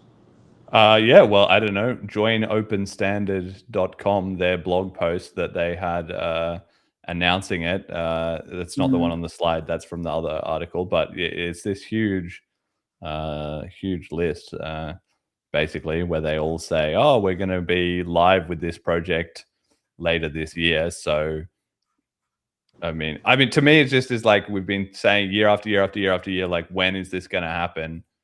This seems like it. This is going to be now, whether it's going to be a success or not, whether there's going to turn into be infighting between these companies or whatever. It's really like whatever head start crypto has had over the last 17 years, like it's been dithered away in large part. Maybe not in BCH, we've done the best we can, but for everyone else, all this, arguing and all the wasted time on merchant adoption and stuff, like this is where it's really going to hurt. Unfortunately, yes. Yeah, and there's a lot of push lately. I have noticed also in the Philippines about promoting stable coins for payments. So there's the biggest local exchange here. They suddenly they're suddenly advertising about payments and getting merchants onboarded to accept USDT, USDC, and it's all like, the messaging is, it's intentionally unclear, like making crypto usable, something like that, and making crypto usable that your grandparents can use it, something like that. But for us who know, it's just another, like, it's banking 3.0. It's an exchange, so it's all cryptos are under their custody, and then they're going into payments now, and so people are also asking me, oh, what's the difference now between Paytaka and what this exchange is doing? So um, I'm not sure people understand really the difference, but we try anyway to explain. But yeah, the point is there's a lot of these neobanks jumping into stable coins and into payments, but they're fighting against other intermediated systems who, so the margin is very low because they have to use their rails, so they have to pay rent on their systems, so their profit margin is going to be very narrow. So I wonder how long this will stay. Many of these neobanks who are using stablecoins will probably be out of business in a few years, and then this will just be another, like, thing that the traditional systems will say, oh, look, your crypto is really useless because they point out this They set them up to different fail. Yeah. this failed projects, these failed adoptions, and then they say, oh, it's not good, just go back to fiat. I don't know, so we will never know the real agenda, but I don't know. Yeah, no, it is sad. And I also wanted to bring up, this is kind of maybe a little outside the purview of the show. It's not exactly on topic, but I thought it was worth mentioning. In the UK, a week or two ago, there was Rupert Lowe's Restore Britain published a rape gang inquiry where they pointed out this sort of institutional corruption that has facilitated effectively the rape of hundreds of thousands of young women in the UK over the last several decades. And why this is important, aside from any of my British listeners should definitely be paying attention and finding out about this story, because if it's happening within your own country, maybe it's time to do something about it. But in general, the reason I thought it also deserved a place on the podcast is that it's similar to, we already saw the Epstein files 6 months ago coming out, and it's just this same story over and over again, these huge cover-ups of how much evil activity is going on in the world. And of course, as soon as you dig into it, you find out that it is systemic. It's not just this guy here or that guy there or one corrupt police officer or anything like that. It's the whole system. It's all of it. Like in this case, of course, there was the politicians who were covering it. There was the police department who were sort of actively cooperating with or refusing to listen to the victims and then assisting the people who were perpetrating it. Then you had like the hospital system who were turning a blind eye to it, even though they could see like the evidence, of course, building up that all this horrific stuff was going on. And it just really is to make the point that everyone in BCH knows, but you can never say it enough times. Like, it's all corrupt, like all of it, completely all of it. And it is everywhere. And it is, of course, being suppressed. Like, this inquiry has also had a huge blackout on the mainstream media. It was very viral on Twitter, but it was not heavily discussed anywhere else. And there would just be anything to be done to just, because if it blows up, if the thread starts unraveling, the number of people implicated just becomes absolutely enormous. And yeah, you know, it's just a horrible issue, but it's something that we have to be aware of, you know, that this is the kind of system. If you trace it all back, I'm sure it all has a root in the money there as well, somewhere too. So anyway, that's just something I think we just had to bring up. And very finally, just to touch on Adam Back and Blockstream. Again, it's just more of the same thing, just from a different angle that we've called out so many times on this show, all the corruption and so forth going on with them. They are now getting investigated by natinfosec.com, who've written up a big Substack post pointing out that they are essentially running a kind of Ponzi scheme with their new Bitcoin treasury stock, where they have been paying out 20% returns, or they've been paying out these huge fees to investors that they can't possibly sustain as a business, based on supposedly mining equipment that they clearly don't have or don't have access to. So the whole thing is just another giant fraud going on there. And anybody who wants to can look up the link on the slide, natinfosec.com blog. It's called Adam Back's Blockstream Borrows Billions, Hides CIO Chris Cook's Fraud Conviction, New York Times cheerleads while BSTR lists. So that is going to be just a complete scam that is going to blow up. And of course, it is all the same people that were involved in trying to hijack Bitcoin and the Epstein files and all this other corrupt stuff. It's just always the same people. And, you know, that's all there is to it. Okay, we've got this clip ready. Let's have a quick listen to two quick clips, one from the Twitter and one from the from Newt, and then we'll wrap up the show. Interesting. But yeah, I mean, generally, you know, it's not every hard fork, by the way. It's really only a chain split, like a split in the UTXO set. Some protocols have a strong consensus behind what we would call hard forks. Like BCH does a hard fork every year based out of, I don't know, just they kind of always do it, I guess. I don't know. Their consensus is weak. So they don't forget how to do it, I guess. Have talking to each other, and there's so few of them. Yeah, it's just one IRC server, and they're all just like, "Hey guys, should we update? All right, let's do it." Yeah, I don't know. It's kind of We've fun. changed the README. They get to have nice things because they all just kind of, I don't know, they're all mutual apostates. But yeah, it's a tiny little group. They all agree with each other. Bitcoin, everybody agreed with Bitcoin as well. I mean, we all agree with each other when Bitcoin was tiny as well. But yeah, Knots is going to have such a great time streamlining their upgrades. Yeah. Yeah, it'll be interesting. But yeah, I'm curious as anyone, you know, how this plays out. I have. So there you have it. They just don't know, and this is something I think all the BCH community needs to, you know, keep in mind. Like I said, they can't talk to us about, oh, your upgrades or your tech is bad or anything anymore. Like, that's just over. We have too much evidence. We're too far ahead, and everything is working. They can't say, look at these incompetent idiots trying to run these upgrades that aren't working or are having splits or whatever. And so when they hear about it, of course, they're not curious. They don't think, how is this happening? Why has there been no BCH split in the last 6 years?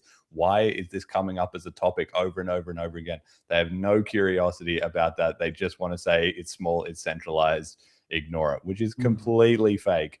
But, you know, that's it. They're just shutting their minds to it, and they're not interested, you know? I don't know if you have any thoughts on this, Joemar. We've got one other quick little clip, which is kind of in the same vein.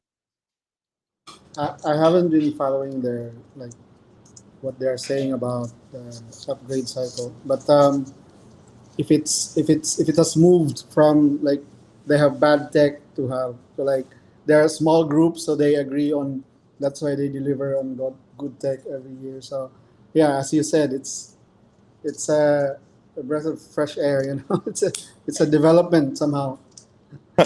That's right. They're moving in the right direction. And then we got one other clip from BCH also getting mentioned on Newt Van Holm's show.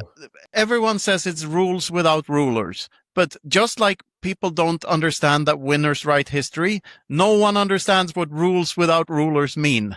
That means that you set the rules for what you think Bitcoin is.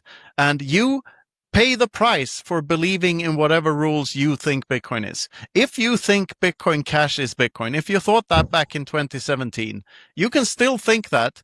Your chain is worthless now. The real chain is worth more. And the same thing now, like you can't fence it. This is not possible, really. You have to pick a side. You have to pick what you believe Bitcoin is. And if you're sitting on the side where you let others decide for you what Bitcoin means to you, then you've already lost. Because you're not a real Bitcoiner then. And I hate to say real Bitcoiner, because who am I to say real? So that's it. They can't get the story straight, even after 9 years. On one hand, it's like BCH is small, it's irrelevant, and it's worthless. That's one story. But then at the same time, they're like, well, a true Bitcoiner decides for themselves, they have conviction, and they make Bitcoin into what they think that it should be, and they're not going to be told otherwise. And they can't sort out the contradiction between those two things, like with these worthless scam attackers. But how have they survived 9 years and built all this great tech? And they have a community, they have wallets, they have everything going on, which is what we say we would do if the BIP 110 splits off. That's got to be the real Bitcoin, right? Like they can't keep a story straight, whether we're useless attackers or whether we're legitimate, independent Bitcoiners demonstrating that you can, Bitcoin is free and open source software. I pity the confusion that's happening there. It's it's a good thing that we're not in their position and we are in a better position now, so we can focus on things that really matter. It's a very bad position to be in their case.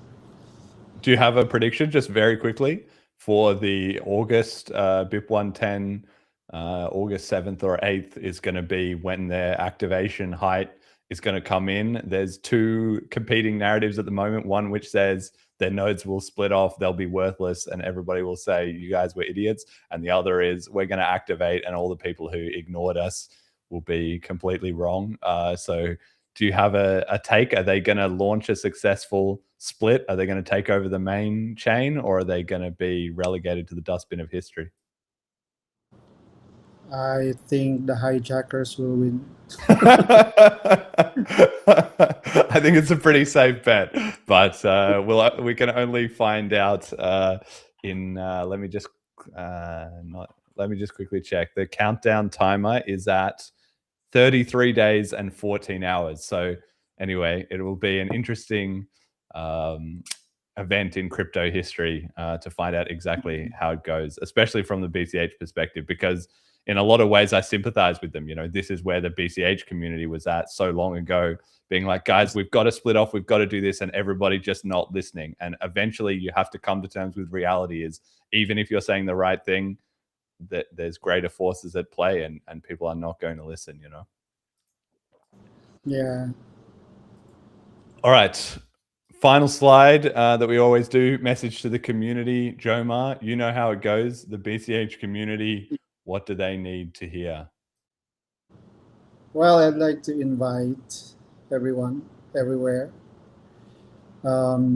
if you have the means and if you are interested, to attend the Cash 3.0 conference, or at least follow us. We will be live streaming the event. So it will be one of the biggest, if not the biggest, BCH events in the last few years. So, as I have mentioned, we'll also learn along the way. This is our first time to organize an event this scale.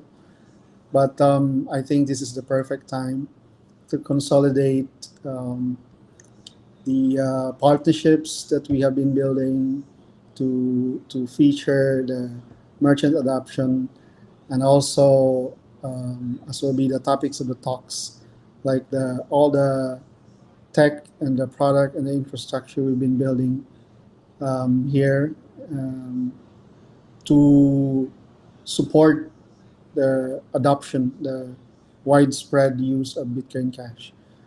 So I think we live in the best of times for BCH, while the rest of the world is crumbling down. um, we we can witness what's happening and relate because we've been in that position before. But we have to take advantage of our position, keep building, keep expanding the network, and leverage on the partnerships that have been built. So for us, really, this conference is going to be one of the highlights of the year and in the years to come. So I hope you will support us, and see you there if you're coming. I'll see you. Looking forward to seeing you there. All right. Shout out to our FundMe contributors. We've just finished. This is episode 185. So I will be launching another FundMe for the next 10 episodes soon. But thank you very much to Majumalu, Eyes on the Ball, Molecular, the show we love, at Cash Stamps, use BCH for the win. So mix a bit. I like big int and I cannot lie. No ops, celebrating the devs, emergent reasons. Appreciate what you do. Hope you'll stay grounded in truth and reality. Real money for the world. And Cash Dragon, essential work. Thank you very much for funding these last 10 episodes of the show, and I hope, as all the listeners, you have enjoyed them. Our supporter appreciation donors and patrons: Ricky, Kyle, HP, and new donator XQMV.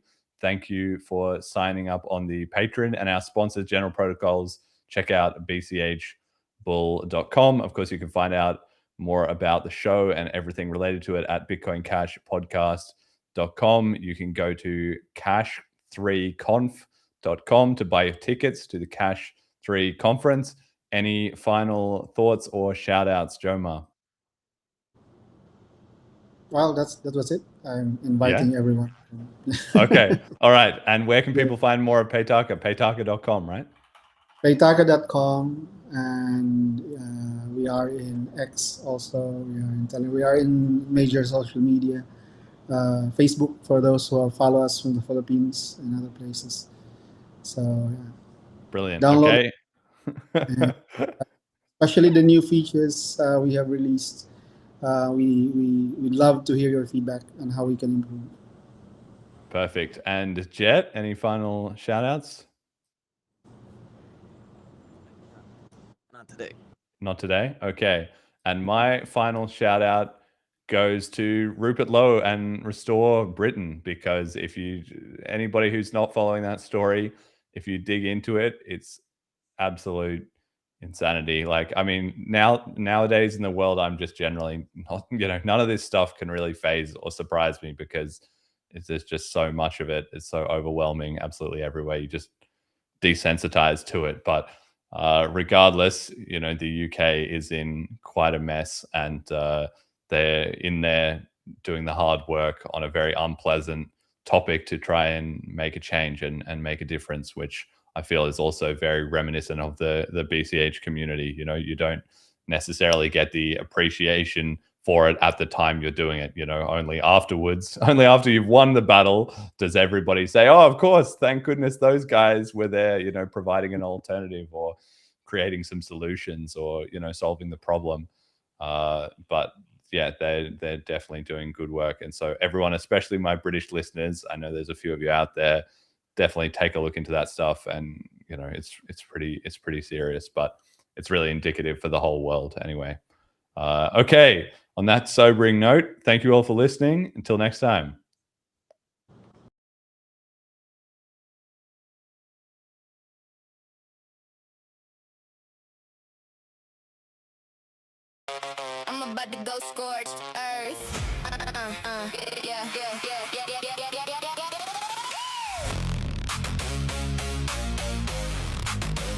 Enough is enough.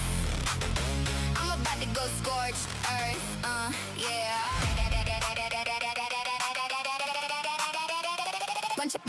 Bunch of plebs clearly could be unrepaired. Brains deep fried, slop completely unaware. Acting high and mighty, flashing trinkets, needing a reality check. So I'm gonna bring it, start 9-0. But your wife has a boyfriend, got your marching orders following the new trend.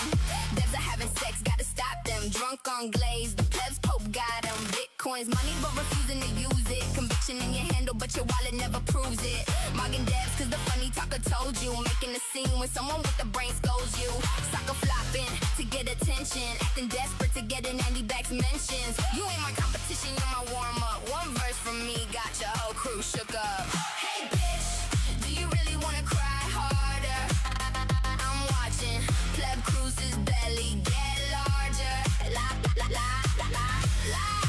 Posting your crash outs. Bitch, it's time for me to take the trash out. Just indulge, you can't stop giving mechanics wife glaze. Crashed out so hard he started writing pleb slop essays. Thinks running the node is like curing cancer. When asked what is money, doesn't know the answer. Toma bragging about how he's so humble, trying to philosophize, but all I hear is old man's grumbles. Y'all wanna frame it like this teams and push everyone into corners, divide and conquer, pick a side, follow the performers. Prices crashing and y'all flooding harder than Nick Carter. So fucking retarded that even now you lost Parker. Run around with PhDs and imaginary problems. $790 to become overweight. Cloud goblins assign her gold firmware, never got an update. He's glitching out, brain buffering every debate. Canute thinks he's a hero taking down the villains, but he built his whole brand on borrowed opinions. Hey bitch, do you really wanna cry harder?